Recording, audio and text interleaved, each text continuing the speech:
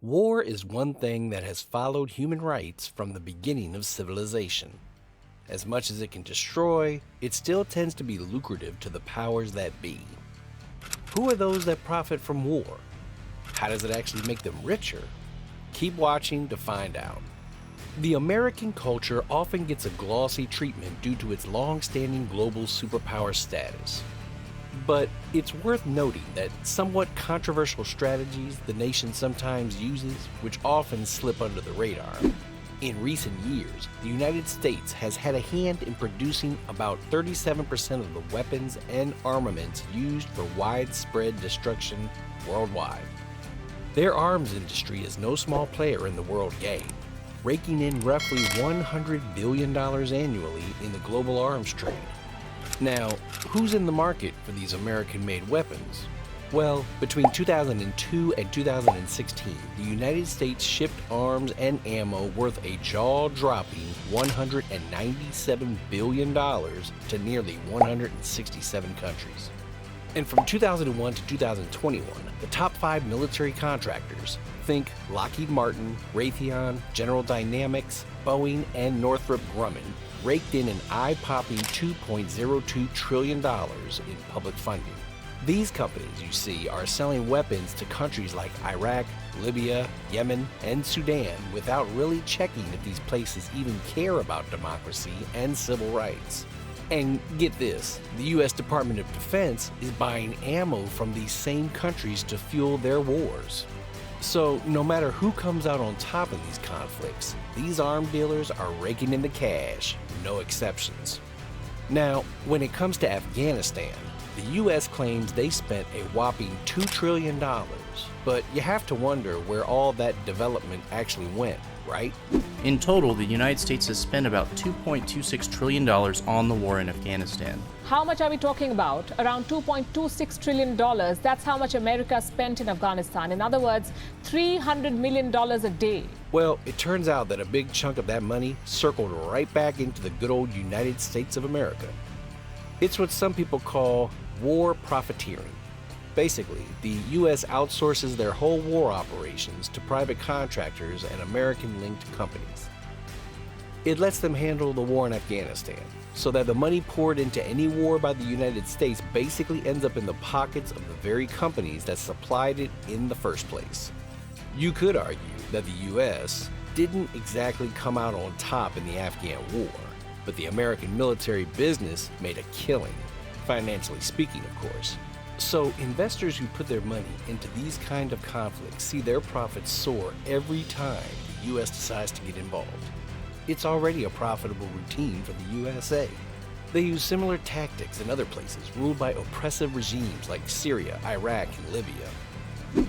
To keep an eye on what's happening with the reconstruction efforts in Afghanistan, the U.S. set up this thing called the Special Inspector General for Afghanistan Reconstruction, called SIGAR for short. In their 2018 report, SIGAR pointed out that about $15 million disappeared due to fraud, waste, and government fund misuse. Surprise, surprise, most of that money ended up back in the U.S. coffers. The answer to this question points to the Iron Triangle in the U.S. These 3 components, the defense industry, the Department of Defense, and the National Congress, are basically best buddies. The defense industry chips in money for election candidates. This cash nudges elected folks to push for more defense spending, which in turn leads to buying gear from the same companies that helped fund their campaigns. So you could say stock prices and campaign funds go hand in hand. They rise together and fall together. And when it comes to American confederacies, they have a pretty self-serving goal: to cut down on taxes by playing in wars. Julian Assange, the WikiLeaks guy, put it like this about a decade back. The plan isn't to totally take over Afghanistan, but to use it as a cash flow channel from the US and Europe. The aim is to keep the war going, not necessarily to win it. Therefore, the idea of nation building basically served as an excuse to secure funding. Most American taxpayers weren't really keen on the idea of rebuilding Afghanistan. Instead, their main focus was on reviving their own economy. These American groups apply similar strategies on a global scale.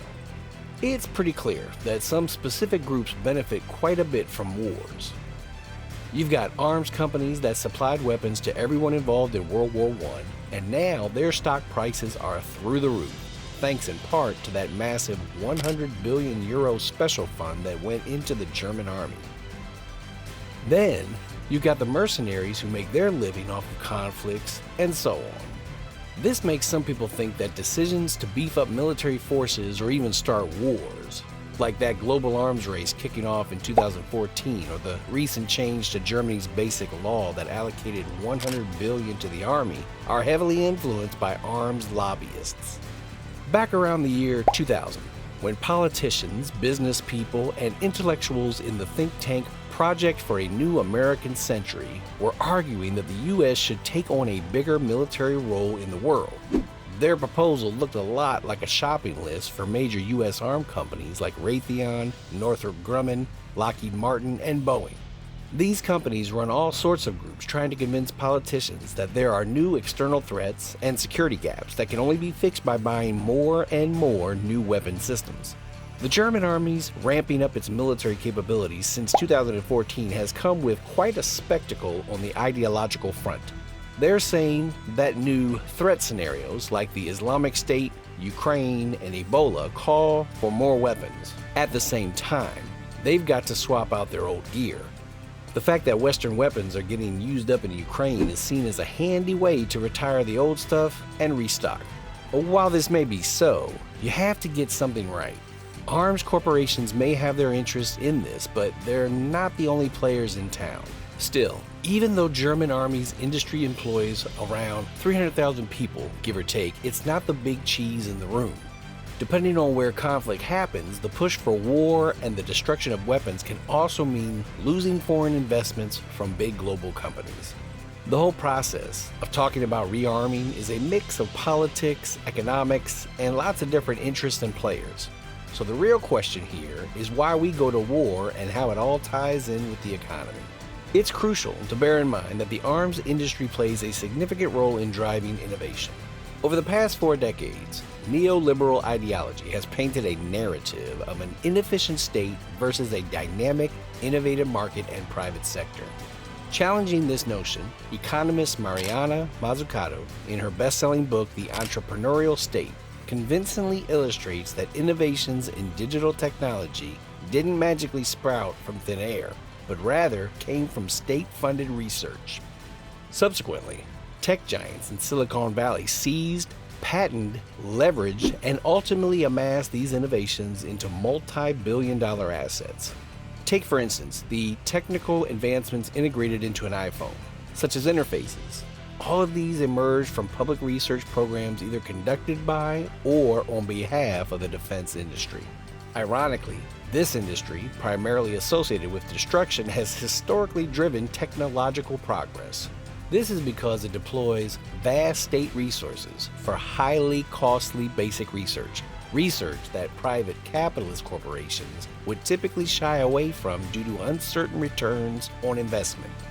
This is why technology studies often refer to dual use, the simultaneous civilian and military applications of technologies developed through defense research. Sure thing, it's totally possible to imagine government policies that encourage innovation without getting all caught up in military stuff. But rearming does have its place in state affairs, especially in times like these when neoliberalism is having a rough go of it. Look at China over the past couple of decades. They've gone from being everyone's go-to for cheap labor to a serious high-tech player, and they pulled it off with a lot of help from their government. When you think back to that global financial crisis back in 2007, it was pretty clear that China's game plan worked better than the West's. While the West was all about belt-tightening and market-driven cost-cutting, China was busy mapping out its future and backing its state-owned businesses on a massive scale. Sure, China didn't start off as a big spender on rearmament, but they've cranked it up big time over the past 30 years. Now, they're at least on par with, if not ahead of, the core Western capitalist countries in future-focused tech like AI, 5th-gen mobile tech, and all the cool stuff like smart cities and self-driving cars that come with it. In the Western world, people are starting to realize that they need to be a bit more hands-on with their industrial policies to stay competitive with China. Over in the EU, they're leaning toward a closer connection between industrial and defense strategies. Thanks to supply chain hiccups from the US-China trade tensions and the chaos caused by the coronavirus, there's a renewed focus on homegrown politics. Governments are stepping in to support private companies through military innovation, building those big international players, beefing up cybersecurity, and fighting off industrial espionage. This new European industrial game plan happened to kick off around the same time as the pandemic, in March of 2020. Plus, let's not forget that making weapons can be a boost for the economy, especially when wages are shrinking globally and there's too much capital hanging around. The thing about armament is that it's a demand that can be managed centrally because the government's the main customer. And it's way easier to convince officials that we need new weapons by talking about potential threats than it is to try and get everyone to buy more stuff for their homes. In any case, what is crystal clear to everyone is that while war is the scourge of humanity, it is also a good source of income for the government.